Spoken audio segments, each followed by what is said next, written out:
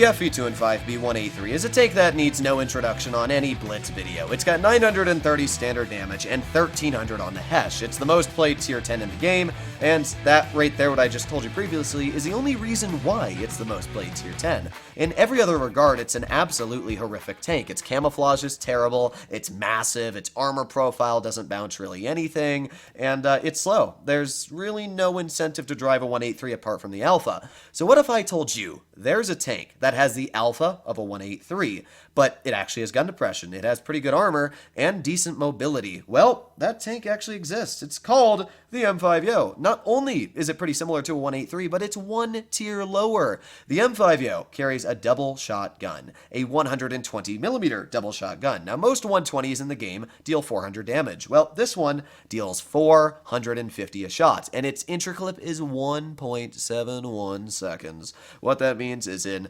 1.71 seconds, you have dealt 900 damage. Now, that's not to say there aren't downsides. You have an incredibly long reload of 25 seconds after you've shot those shells. So, if you end up missing one of them, or you gotta load heat, you are really severing your damage per minute.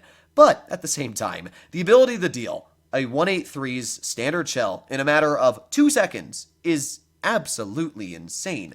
If you find a heavy tank, let's say like an E100, which is a tier 10 by the way, and you shoot it twice, that is now 1/3 of that E100 that is missing. In fact, you outtrade every tier 10 heavy apart from an M-V-Yoh. This is why I have always loved this tank and why I have probably made about 2 videos on it already. So what does the enemy team have? They got an IS-8, a Kampfpanzer, and an M-V-Yoh. Okay. We have a 60 TP. And is that all we got for heavies? And an E75, which is stock, so that sucks. But at least we got an E4. Hopefully that E4 understands what to do, but it looks like it's just me and the 60. Well, hopefully we can beat their 3 heavies. I guess we're going to find out. Now you can see here that the long reload is not great. You got to wait a very long time to get those shells in the barrel.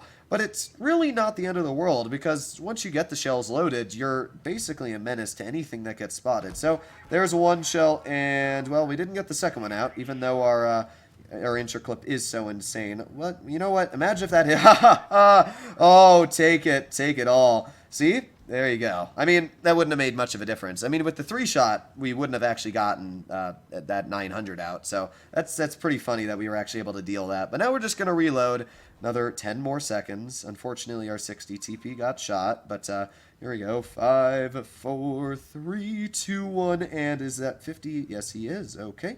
There's one shell into his tank. And looks like we're going to reload again because he's not poking. So let's reload.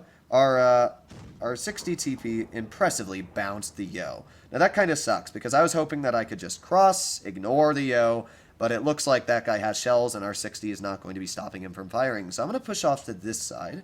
We're just going to keep on going. Now, obviously, I got to wait a pretty long time for these shells to load back in. Still another 4 seconds to go. 3, 2, 1. But once we get them loaded, let's aim in. Oop, there's one miss. Come on.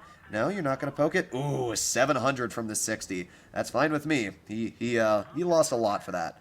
So right now, I'm just going to push in. We've got plenty of time to reload the clip, another 15 seconds. So let's start heading into the battlefield.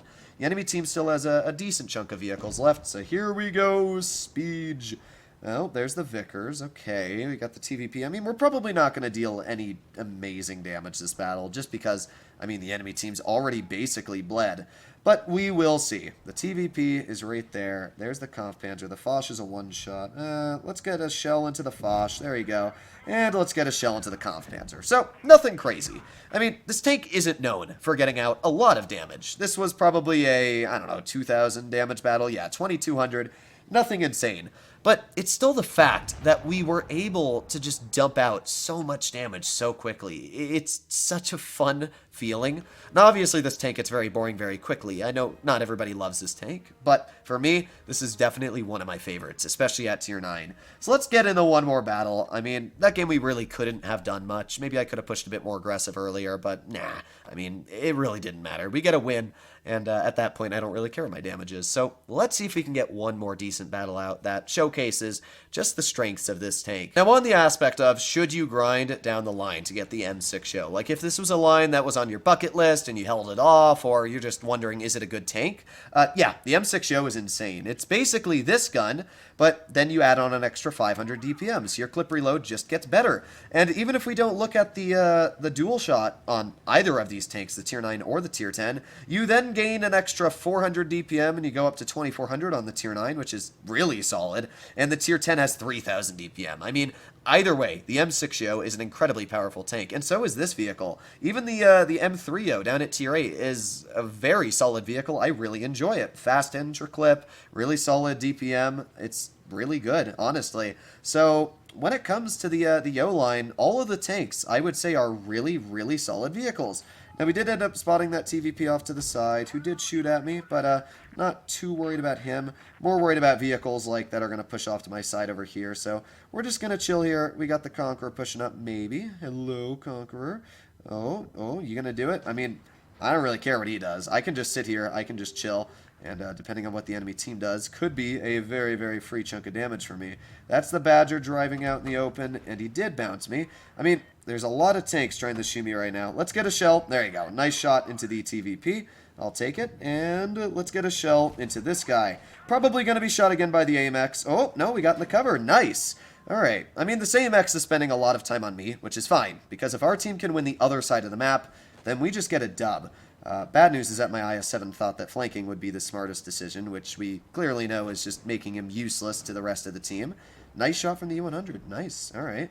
Let's see what we can do here. We know the AMX M4 is looking at us, but maybe we can get a pen or two on him. There's one, and there is two. Nice. Unfortunately, that Badger was also looking at us, so we bled a little bit of health there, but we were still able to take 900 off of that AMX M4. We're going to back up. One thing about this tank is that its reverse speed is not amazing, but we were able to back up quick enough to get back into cover.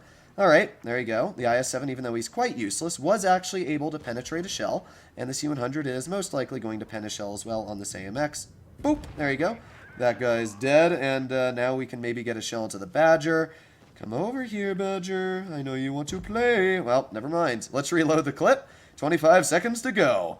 Yeah, the clip reload is not amazing. I'm going to be real. It takes a really long time. But, I mean, who cares? Again, this is a fun battle. Sure, I bled a bit of health to do what I did, but we were still able to just absolutely badonker the enemy team. So now all we're going to do is we're going to wait 5 seconds for our gun to reload, which is actually fine, because in those 5 seconds, we should quite easily be able to get right over towards this AMX. Oh, rip. Well, I was going to say we could. I mean, if we had an extra 3 seconds there, we easily would have been able to take another 900 off of him. But, I mean, that's the way of the game. Not every game is going to be an insane damaging one. But hey, another 2,300 damage, and we were able to do our job. We easily held off tier 10s, because the thing you got to realize is, sure, you might not have the DPM in this tank, but you know what you do have? The scare factor.